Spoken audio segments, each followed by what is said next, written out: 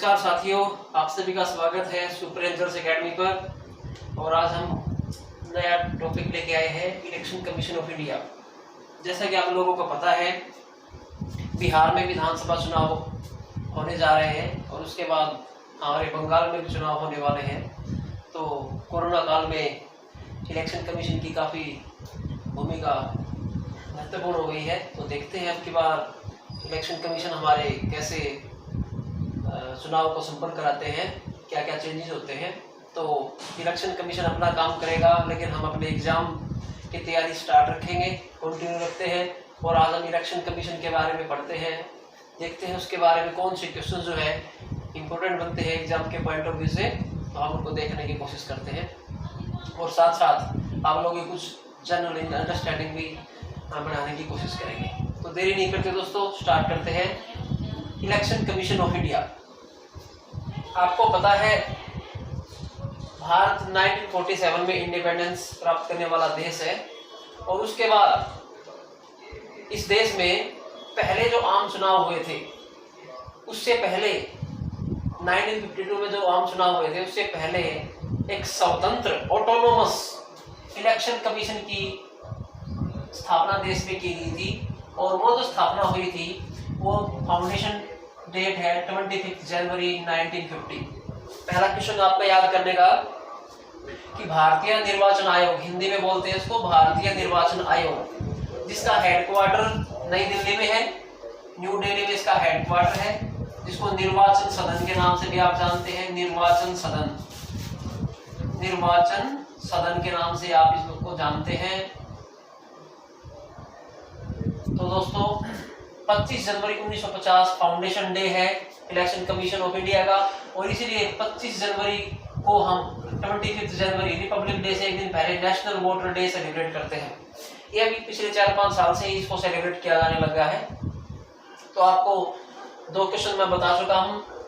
Foundation date of, आप note करके रखेंगे, foundation date of election commission 1950, 25 जनवरी। नेशनल वोटर डे भी सेम यही क्वेश्चन है, एक बार एग्जाम में आया है, सिर्फ एक ही बार आया है नेशनल वोटर डे कब मनाया जाता है। हेडक्वार्टर नेशनल कमीशन जो हमारा नई दिल्ली, निर्वाचन सदन के नाम से इसको हम जानते हैं।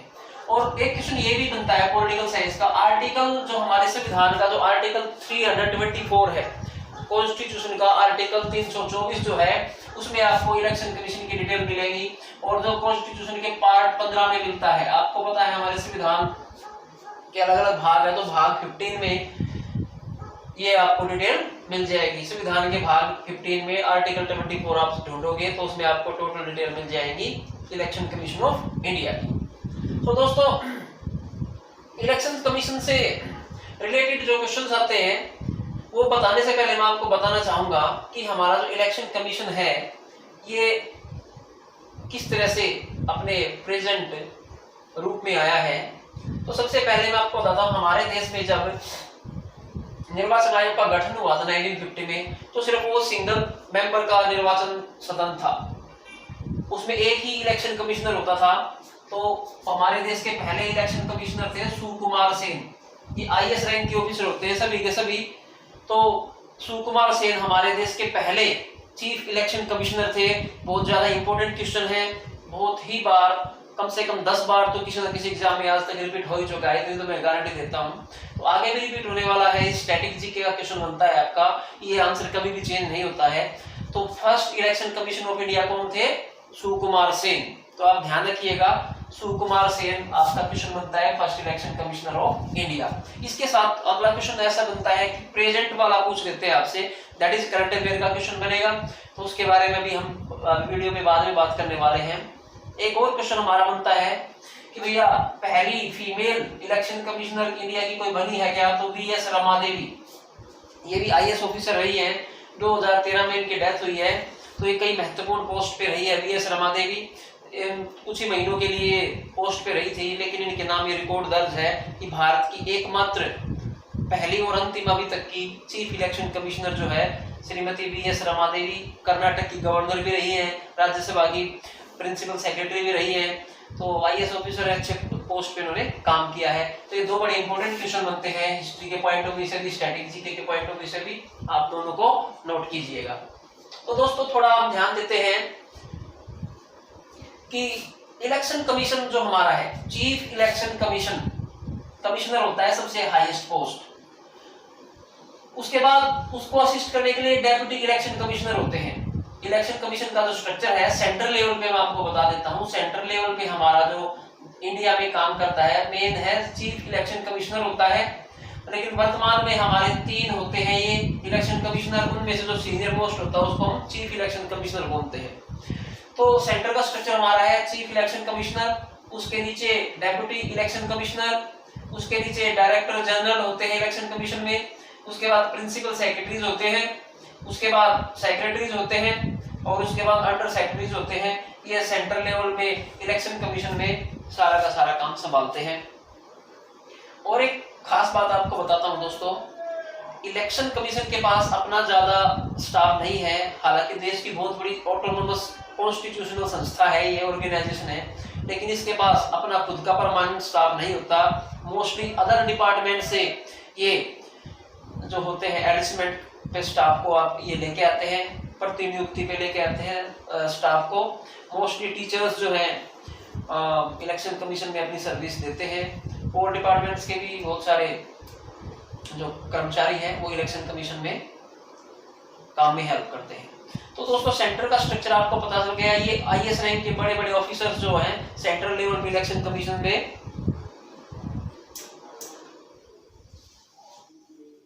काम करते हैं। इसके बाद हम स्टेट स्ट्रक्चर की बात कर लेते हैं। स्टेट में जो है थोड़ा इलेक्शन कमीशन को समझने का सिस्टम आप देखिए। स्टेट में भी एक चीफ इलेक्शन कमिश्नर होता है।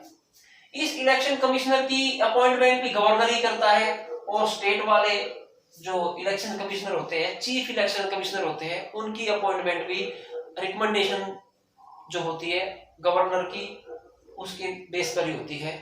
लेकिन यहाँ पे ध्यान देने की बात है, चीफ इलेक्शन कमिश्नर जो स्टेट का होता है वो भी होता आईएएस रैंक है, लेकिन आईएएस ऑफिसर ही होता है, लेकिन प्रिंसिपल सेक्रेटरी की रैंक का ही होता है वो। प्रिंसिपल सेक्रेटरी जो होता है यहाँ पर सेंट्रल ऑफ इलेक्शन कमीशन में, वो चीफ इलेक्शन कमिश्नर बन जाता है हमारा स्टेट में जाके। इसके बाद उनकी हेल्प करने के लिए डिस्ट्रिक्ट मैजिस्ट्रेट होते हैं, वो डिस्ट्रिक्ट में हेड होते हैं क्योंकि स्टेट में अलग अलग डिस्ट्रिक्ट होती हैं, तो डिस्ट्रिक्ट मैजिस्ट्रेट होते हैं। सेंटर में अलग अलग स्टेट होती है, तो स्टेट में चीफ इलेक्शन कमिश्नर एक प्रिंसिपल सेक्रेटरी रैंक का आपका आ जाता है। सिटी मैजिस्ट्रेट के बाद जब इलेक्शन कंडक्ट किए जाते हैं या जो भी प्रोसेस होती है इलेक्शन की, उसमें रिटर्निंग ऑफिसर आता है उसके नीचे। ये रिटर्निंग ऑफिसर आपका मोस्टली एसडीएम वगैरह हो सकते हैं, एसडीएम आपके हो जाते हैं, या आपके जो डीसी होते हैं ये जो है रिटर्निंग ऑफिसर मेनली होते हैं। लेकिन डिस्ट्रिक्ट मैजिस्ट्रेट ज्यादातर अपॉइंटमेंट एसडीएम साहब को ही देते हैं। सब डिविजनल मैजिस्ट्रेट जो होते हैं वो इलेक्शन में रिटर्निंग ऑफिसर का काम करते हैं। और इससे नीचे जाए तो जब इलेक्शन कमीशन में वर्किंग होती है ग्राउंड लेवल पे, उसके नीचे सुपरवाइजर्स होते हैं। सुपरवाइजर्स में आपके स्कूल के प्रिंसिपल्स हो सकते हैं, अलग अलग डिपार्टमेंट से डीडीओज हो सकते हैं, बिजली विभाग से भी हो सकते हैं, हेल्थ डिपार्टमेंट से भी हो सकते हैं। उसके अंडर बीएलओज काम करते हैं। बीएलओज सुपरवाइजर के नीचे बीएलओ काम करते हैं। और जो बीएलओ होते हैं वो अलग अलग प्रकार के आपके जो फॉर्म्स होते हैं वोट बनाने के, नई वोट ऐड करने का, आपके नाम में शुद्धि करने का, और आपके वोट को ट्रांसफर करने का, आपका एड्रेस चेंज करने का, डेथ होने के बाद वोट को काटने के, सारे काम बीएलओ के होते हैं। दोस्तों बीएलओ का मतलब होता है बूथ लेवल ऑफिसर। बीएलओ की फुल फॉर्म आपसे पूछी जाए तो बूथ लेवल ऑफिसर।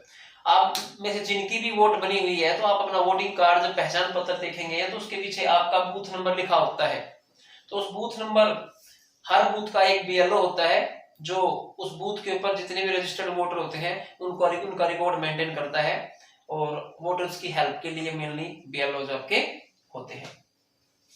तो दोस्तों एक बार थोड़ा रुकते हैं, हम एक बार देखते हैं कि हमने अभी तक क्या पढ़ा है। हमने 5 क्वेश्चंस अच्छे तैयार किए हैं एग्जाम के पॉइंट ऑफ व्यू से, मैं उनको रिपीट कर देता हूं। पहला क्वेश्चन था हमारा जो इलेक्शन कमीशन है उसकी फाउंडेशन डेट क्या है? 25 जनवरी 1950। नेशनल वोटर डे कब मनाया जाता है? 25 जनवरी को। क्यों? क्योंकि 25 जनवरी इसका स्थापना दिवस होता है। फिर इसका हेडक्वार्टर कहाँ पे है? नई दिल्ली में, चीफ इलेक्शन जो हमारा ऑफिस है। और आर्टिकल 324, कौन सा आर्टिकल संविधान का जो हमारा है, कॉन्स्टिट्यूशन में कौन सा आर्टिकल है जो इलेक्शन कमीशन के बारे में डिटेल हमारे देता है? आर्टिकल 324। इसके बाद नेक्स्ट क्वेश्चन हमने पढ़ा है कि first election commission of India कौन थे? सुकुमार सेन आईएएस ऑफिसर थे। एंड नेक्स्ट क्वेश्चन हमने पढ़ा कि first female election commission of India कौन थी? वीएस रमा देवी। और ये डिटेल स्ट्रक्चर मैंने आपको यहाँ पे एक और क्वेश्चन बताया कि बीएलओ की फुल फॉर्म क्या होती है? Booth level officer. हालांकि आप कुछ भी बना सकते हैं, लेकिन इलेक्शन की कमीशन के टर्म में बीएलओ जो होता है इलेक्शन कमीशन के स्ट्रक्चर में, उसका मतलब होता है बूथ लेवल ऑफिसर। आपने देखा होगा इलेक्शन में आपके घर पे पर्चियां भी बांट के जाता है। आप स्कूल में जब कभी वोट बनाने जाते हैं, चौपाल में वोट बनती है, तो हर बूथ का एक बीएलओ होता है जो आपकी वोट बनाता है। ये इनका स्ट्रक्चर है सेंट्रल गवर्नमेंट में, और ये स्टेट गवर्नमेंट में इनका स्ट्रक्चर हो गया। अब इसके बाद दोस्तों हम बात कर लेते हैं थोड़ी और प्रेजेंट इलेक्शन कमीशन के स्ट्रक्चर के बारे में बात कर ली हमने, तो उसका अब क्या है? मैंने आपको बताया कि हमारा इलेक्शन कमीशन स्टार्टिंग में सिंगल मेंबर से बना होता था, सिंगल एक ही आदमी चीफ इलेक्शन कमीशन होता था, वो अपनी मर्जी से काम करता था। लेकिन 16 अक्टूबर 1989 में हमारे कॉन्स्टिट्यूशन में अमेंडमेंट हुआ, और 1989 के बाद हमारा जो ये इलेक्शन कमीशन है इसमें 3 मेंबर्स को ऐड किया गया। एक तो था, 2 मेंबर और ऐड किए गए, मतलब 3 मेंबर का हमारा इलेक्शन कमीशन हो गया। अब हमारा इलेक्शन कमीशन में 3 मेंबर होते हैं, तीनों आईएएस रैंक के होते हैं, तीनों की पावर भी सेम होती है। लेकिन ये मूव इसलिए किया गया कि इलेक्शन कमिश्नर जो था एक संवैधानिक पद है, वहां पर किसी की मोनोपोली ना हो जाए, तो इसलिए ताकि बहुमत से मेजोरिटी से फैसले हो जाए, तो इसलिए 3 इलेक्शन कमिश्नर्स की व्यवस्था हमारे देश में की गई। और अब तक हमारे देश में यही 3 इलेक्शन कमिश्नर की व्यवस्था है।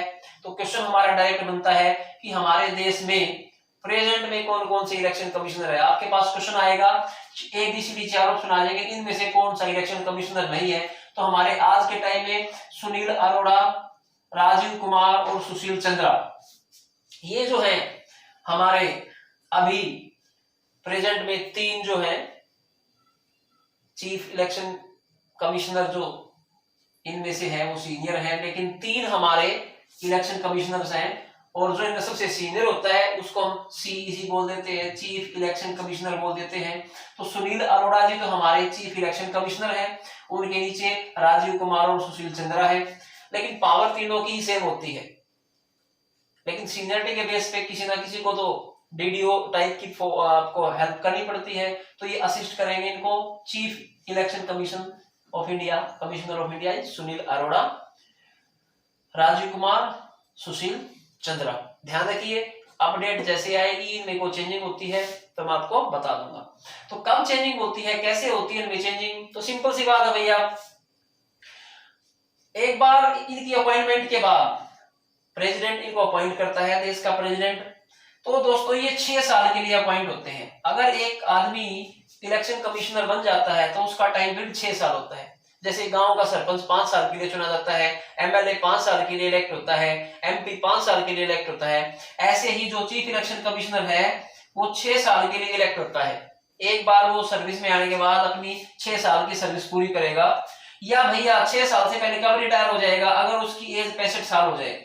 मान लिया किसी आदमी की इलेक्शन कमीशन में अपॉइंटमेंट 62 इयर्स के पास हुई है, अगर कोई आदमी 62 इयर्स का है और उसकी इलेक्शन कमीशन में अपॉइंटमेंट हो जाती है, तो इसका मतलब है वो 6 साल नौकरी नहीं कर पाएगा, क्योंकि 4 साल बाद 3 साल बाद ही उसकी एज 65 हो जाएगी, तो यानी कि वो 3 साल में ही रिटायर हो जाएगा। अगर कोई आदमी 55 साल का इलेक्शन कमीशन में जाता है तो डेफिनेट सी बात है वो 6 साल पूरे करेगा, क्योंकि 61 इयर्स तक ही वो पहुंच पाता है, जबकि 65 इयर्स तक वो नौकरी कर सकते हैं।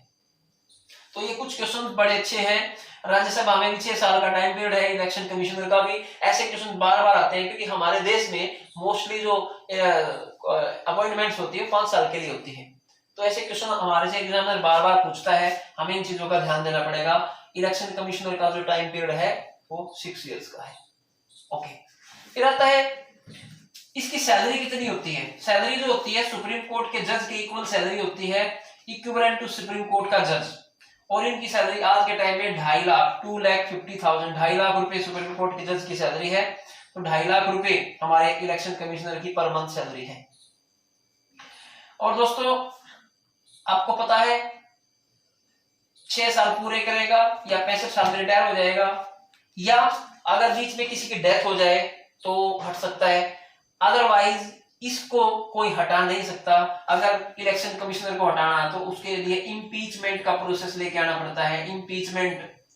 इम्पीचमेंट आपको पता है एक महाभियोग प्रक्रिया होती है, महाभियोग की प्रक्रिया होती है हमारे संविधान में, तो ये आपको ध्यान रखना है।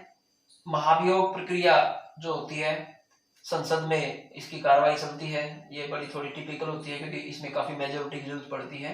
तो ध्यान रखिए इलेक्शन कमिश्नर जो है उसको भी हम नॉर्मल तरीके से गवर्नमेंट हटा नहीं सकती है, उसके लिए इम्पीचमेंट प्रोसेस को फॉलो किया जाता है।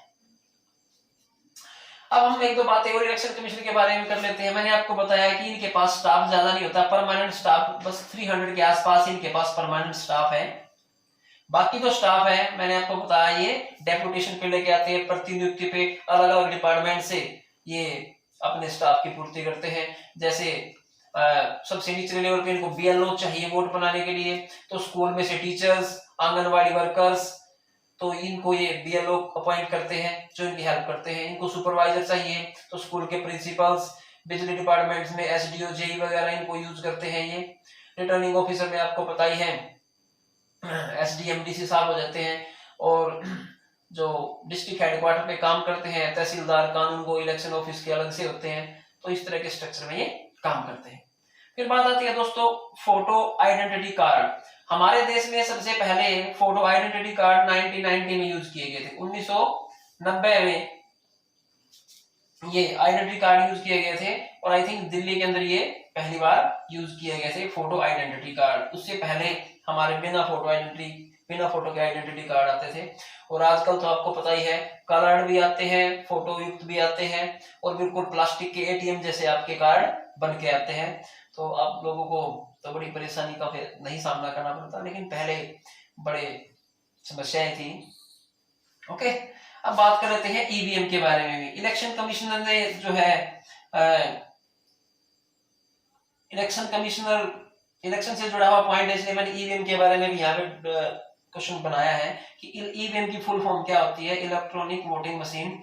और सबसे पहले हमारे देश में केरल विधानसभा चुनाव में आपको पता है जिनका 1984 में यूज हुआ था, और 1996 के जनरल इलेक्शन में पहली बार पूरे देश में, 1998 में सबसे पहले पूरे जनरल इलेक्शन में आपका इलेक्ट्रॉनिक वोटिंग मशीन का यूज हुआ था। सबसे पहले विधानसभा चुनाव में केरल में इसका यूज हुआ था। तो ये वैसे भी जीके के स्ट्रेटेजी के क्वेश्चन आप पढ़ते रहते हैं उनको।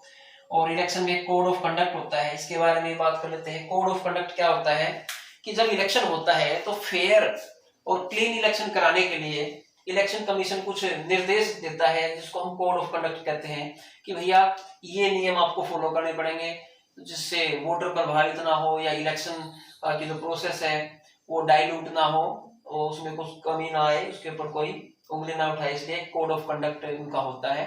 और ये डिटेल में पढ़ने का टॉपिक है, क्या क्या उसमें पॉइंट्स होते हैं। मेनली कोड ऑफ कंडक्ट जो लागू किया जाता है वो किस लिए किया जाता है, इलेक्शन को फेयरली कंडक्ट करने के लिए किया जाता है। सो दोस्तों ये हमारी मेन इंफॉर्मेशन है। ये 5-7 जो क्वेश्चंस हैं जो मैंने आपको बताया, ये बार बार एग्जाम में रिपीट होते हैं। इलेक्शन कमीशन से रिलेटेड आपको यही क्वेश्चंस पढ़ने हैं, इन्हीं में से आपका क्वेश्चन कोई ना कोई एग्जाम में आ जाएगा, डेफिनेटली आ जाएगा। लेकिन मैंने कहा था कि कुछ वैल्यूएबल चीजें मैं आपको बताने की कोशिश करूंगा। हमारे देश के आईएएस ऑफिसर जो हैं इलेक्शन कमिश्नर बनते हैं, तो उनमें से कुछ बड़े फेमस चीफ इलेक्शन कमिश्नर्स हुए हैं जो मैं रिकमेंड करना चाहूंगा कि आप लोगों को इनके बारे में पढ़ना चाहिए।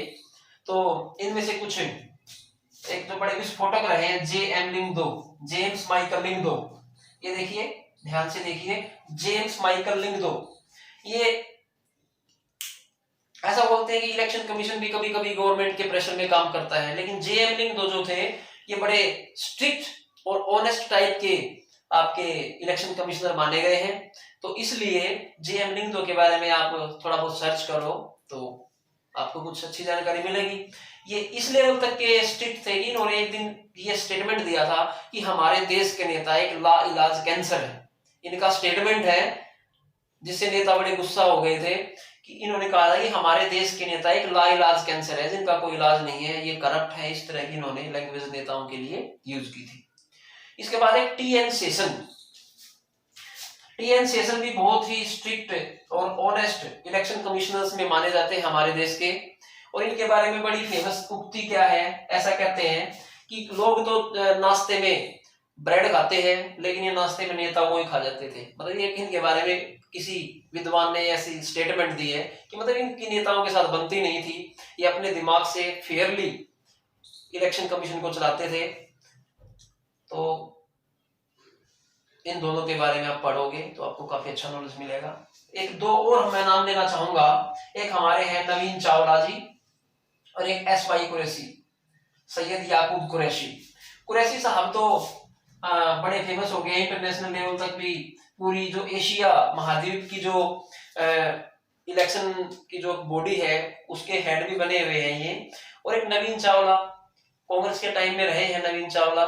इनके बारे में थोड़ी नेगेटिव बातें हुई हैं कि इनके बारे में बताया गया कि ये थोड़े गवर्नमेंट की तरफ रुझान रखने वाले इलेक्शन कमिश्नर थे। तो ये दो जो मैंने बताए, ये बताए गए काफी स्ट्रिक्ट हैं। मैं अपनी तरफ से कुछ नहीं बोल रहा हूँ, कोई ये सोचे कि ये मेरा पर्सनल ओपिनियन है। जो इनके बारे में सोशल मीडिया में या गूगल पे या विकिपीडिया पे जो इन्फॉर्मेशन इनके बारे में दी है मैं वहां से कोट कर रहा हूँ। तो ये इन्फॉर्मेशन जो है न्यूज़पेपर्स वगैरह में भी, टीवी चैनल्स में भी बड़ी ओपनली डिबेट हुई है।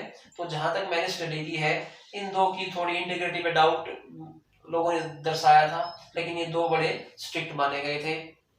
सो दोस्तों, आज के वीडियो का हम आज यहीं पर एंड करते हैं।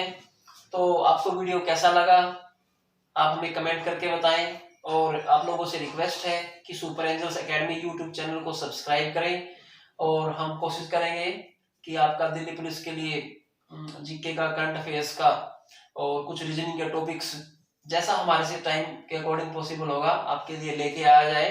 तो प्लीज इस चैनल को सब्सक्राइब करें, शेयर करें, लाइक करें। और आप हमें इंस्टाग्राम पे भी फॉलो कर सकते हैं। तो मिलते हैं नेक्स्ट वीडियो में। आज के लिए इतना ही। थैंक यू वेरी मच, बहुत बहुत धन्यवाद।